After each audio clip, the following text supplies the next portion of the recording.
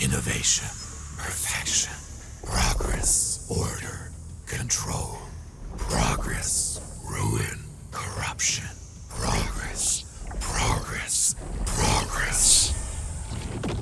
The defining trait of all great inventors. Society will grow, humanity will grow, but why settle for an imperfect creature like a human? Surely there is something greater than that out there, right? Well, in Magic the Gathering, there are a handful who do believe nothing is greater than a Phyrexian. A masterful blend of flesh and steel forged into the ultimate hive mind. But one Phyrexian stands above all others as a master engineer, a genius amongst the machines, Jin-Gitaxias. He's the definition of progress, and he might just be one of the greatest minds in the entire series' history.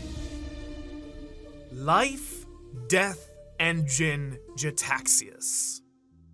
When most people think of New Phyrexia, they do think of armies of porcelain and tendon monsters or twisted angels like Atraxa here, maybe the fanatical sermons of Mommy Norn, or the devilish conqueror himself, Daddy Yawgmoth. Jin-Gitaxias is not the leader of Phyrexia. That type of burden would actually halt his own desire to innovate and craft a perfect machine. Instead, during the reign of New Phyrexia, Gitaxias was the blue-aligned Praetor, or leader of New Phyrexia, who led but didn't hold the top dog seat. Instead, he lurked in the shadows of Elesh Norn like a little freaky guy, all so that he could satiate his twisted desires. While the other Praetors sought power through faith, ambition, and brute strength, Jin sought something far more dangerous. The absolute pinnacle of science, the ultimate organism. Ooh, almost said the wrong word here. That would have been pretty bad in a completely different video.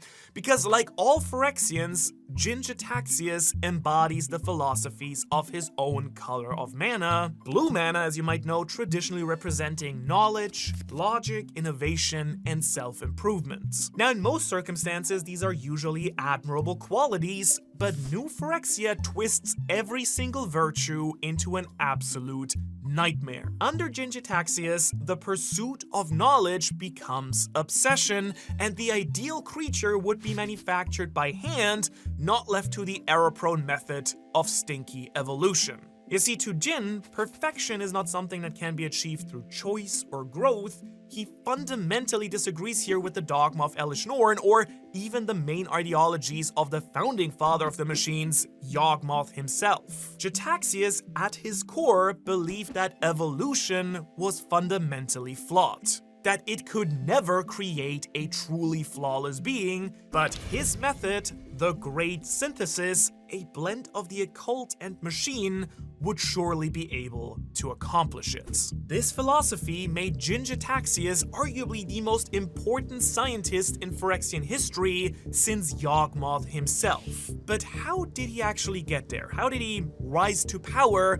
What does this bird freak got going on? Well, for starters, he's one of the 5 Praetors, one of the main 5 leaders of the New Phyrexians after they took over the plane of Mirrodin and turned it into New Phyrexia. Mirrodin was created with 5 suns, one for each color of mana, and from them manifested each of these leaders. The white mana leader, Elesh Norn, who I've made a whole video on, you should check out later, led a massive war against the entire multiverse after rallying the remaining Praetors to her side. And this is when Jin-Gitaxias really started stepping into high gear. He was in charge of one of the layers of Mirrodin called the Lumen Grid, which he very swiftly turned into the greatest laboratory of all time. There, he led his own faction called the Progress Engine towards perfection, and deep within the Progress Engine, he conducted countless experiments on the original inhabitants of the plane,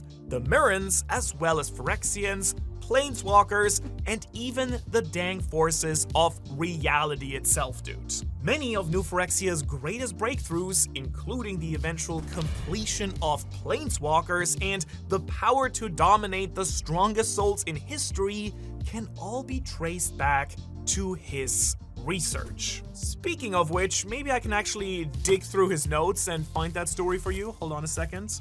Alright, oh perfect, it's right here.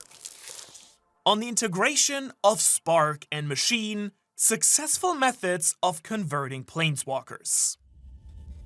At this point, Elesh Norn's domination of the multiverse was already starting, but it wasn't even close to being at its peak, and that's mainly because they hit a little bit of a snag in the whole multiverse and crossing the blind eternities part of things, because despite all of New Phyrexia's immense power, it still suffered from one truly massive limitation. Sure, Phyrexia did have the power to conquer worlds. Through Phyresis, they could just complete creatures, corrupt civilizations, and spread their glistening oil across the entire planes to turn them into parts of Phyrexia, but having that power was no good because they could not truly actually become Planeswalkers. They could not yet travel across the multiverse. At least not in a really meaningful way. You see, before this war was being planned, there was actually a big event in history known as the Great Mending, which fundamentally changed the nature of sparks, the main power source of a Planeswalker's travel and abilities. As a result of this, the process of completion destroyed the very thing that allowed a Planeswalker to travel the multiverse. In other words, a completed Planeswalker was just a walker. And for Elesh Norn, this was absolutely unacceptable. Because if New Phyrexia was going to shatter destiny and bring perfection to every corner of existence, it needed some powerful homies capable of moving freely between the planes. I mean, how else are you gonna conquer them if you just can't even get there? Just standing and yelling to the voids, like hoping someone hears you? Hey! And then, yeah, someone will hear you, some giant Eldrazi titan, and then you will die. And no one wants that, so as a result, Norn summoned Jin-Gitaxias, and he and his beautiful twisted mind would surely be able to solve this dilemma somehow. Especially since they also had the aid of one of the most annoying reoccurring bad guys of all time in Magic, Tezzeret. Tezzy here had something called the Planar Bridge, a device used in a previous big old war, the War of the Spark, that allows non-planeswalkers and fleets and a whole bunch of other stuff to travel between the planes. Tezzeret then enabled Jin to secretly travel to a plane that held the information that he needed. My personal favorite plane, Kamigawa. The reason for this is that unlike most other planes, Kamigawa was actually split between two realms, the material realm and the spirit realm. The boundary between these two worlds was unusually thin here, and beings known as Kami regularly were able to cross between them. So surely there must be something here that's like similar to the Planeswalkers, right? At least that's what Gitaxias thought, and thus he began experimenting on the Kami in order to find their sneaky little secrets. Also, allow me to share a sneaky little secret with you right now. Did you know that on mobile, if you go to like the like button and you swipe your finger to the left, there's a little hype button? And if enough people watching on mobile do this, the video just starts popping off. Like, it's kind of weird, but it seems to work. And if you're watching this on a phone, I'd really appreciate it if you could do it. It's free and easy, I promise. Thank you, even if you didn't or you can't, just for watching this video still. Anyways, back to Jin. Did he win? Did he learn how to actually complete Planeswalkers? Yes he did. Through dedicated study, a lot of Kami dissection, and probably only like 2 bathroom breaks, Jin figured out what made a Planeswalker spark disappear during completion with a little help from a really powerful artifact known as the Reality Chip. For the first time in Phyrexian history, he did the impossible, saw the invisible, row, Phyrexian Planeswalkers. But kind of like all good things, or in this case, really effed up bodily autonomy removal, I guess, someone had to go tell on him.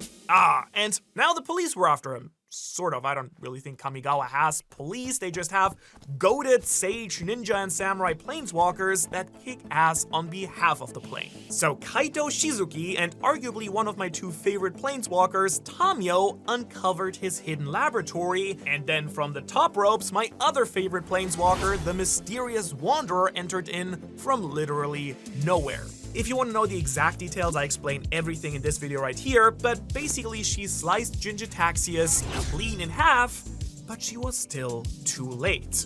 He had already captured Tamiyo, and then Tezzeret appeared, got Jin and Tamiyo out of there, and brought them back to New Phyrexia to be rebuilt. Yes, both of them.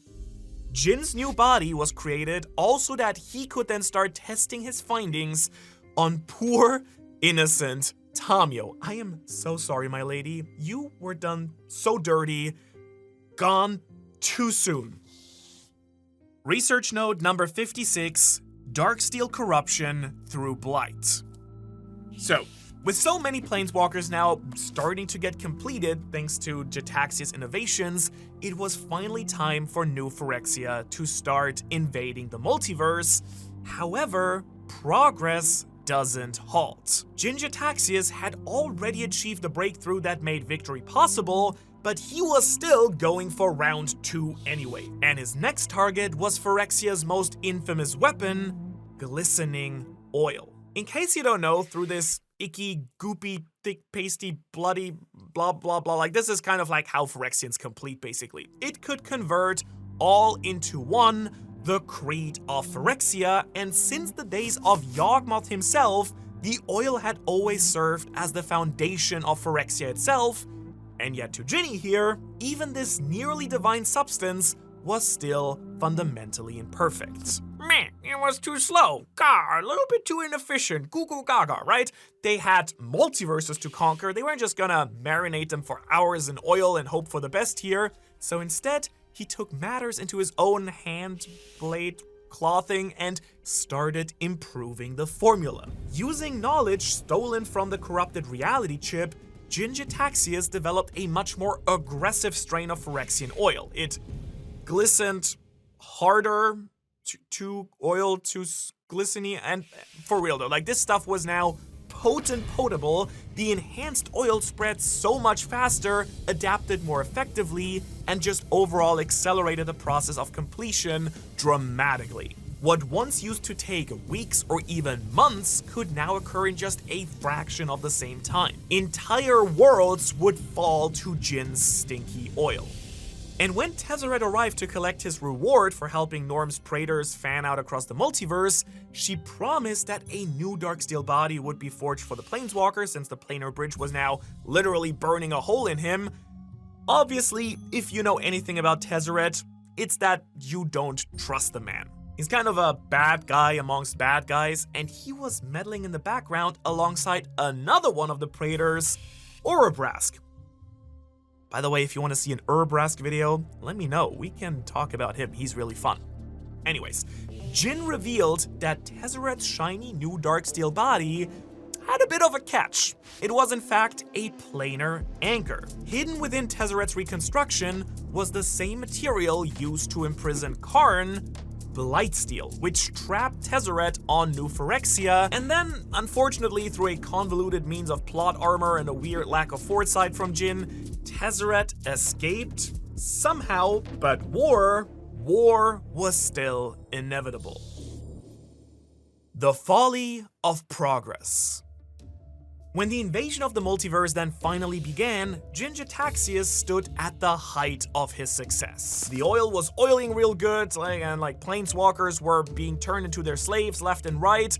Perfect. Now, another breakthrough of Phyrexia, Realmbreaker, was doing work as well. This massive artificial tree allowed them to invade the multiverse through permanent tunnels, and Jin took command of vast armies known as the Chrome Host. Across dozens of different planes, he then started coordinating invasions on a scale never seen before. Meanwhile, back on New Phyrexia, however, the situation was rapidly deteriorating. On the brink of victory, Phyrexia's greatest enemy, Elspeth Tyrell, who I've got a whole different video on too if you want to know her deal, had now appeared from nothing, and somehow she had transformed into a being of angelic power, which shattered Elesh Norn's complete composure. She would not be satisfied until Elspeth was dead. But what of Gitaxias? Well, this is the moment when his one true mistake reared its head. Because despite his crazy genius, Jin-Gitaxias made the same mistakes as nearly every great Phyrexian. He trusted Elesh Norn to do the smart thing here, but Norn was angry. Angry at the fact that Elspeth had foiled her plot once again. They've got a lot of beef. You can again learn about it in my Elesh Norn video. Basically, Jin-Gitaxias recognized the danger immediately. Realmbreaker was under threat, rebel forces were advancing inside the plane, and Phyrexia's resources were being squandered on Norn's personal vendetta. All they needed to do was complete Elspeth, and then they would win. So he attempted to advise Norn not to kill her, and in response, Norn tapped for 2 mana and activated Get Lost and tore one of Jin's arms off and started using it as a dang weapon. And that moment then finally convinced him Norn was actually the greatest threat to Phyrexia on the battlefield, but his kids, the Newts, they could still win. They were the final form that he had been building towards for so long, and right about then, time and space kind of got all quangled up, and the nations of Zhalfir's armies poured into New Phyrexia. Long story short here, Zhalfir had been displaced from time, preparing for the first Phyrexian invasion from way back when, and through some tree magic and meddling from the Planeswalker Ren, Zhalfir was returned to the time stream to kick Phyrexia's metal butt. And as he saw everything going haywire, Jin abandoned his people and tried to cut down Norn. Yeah, he unleashed his own forces against Norn, the Newts, and attempted to overthrow her in like the 11th hour to become the top dog instead. If he could just remove this unstable leader, they would surely win, but unfortunately, while his attention was fully fixed on eliminating Norn, those pesky Zhalfirian warriors struck his colossal war machine and brought it crashing down. And in one of the most bizarre deaths I've ever seen, the great scientist of Phyrexia fell into a vat containing his beloved Newts, who immediately devoured him. Daddy tastes real good, I guess. Damn it, don't clip that, please, alright. But what of Elesh Norn? Did she survive? Well, if you want to find out, you should check out this video here, where I break everything down for you, the entire rise of New Phyrexia. It gets nuts and bolts. Otherwise, thanks so much for watching the video. If you have any wishes, recommendations, feedbacks, criticism, denials, let me know in the comments, and I'll see you in the next one. Have a great day.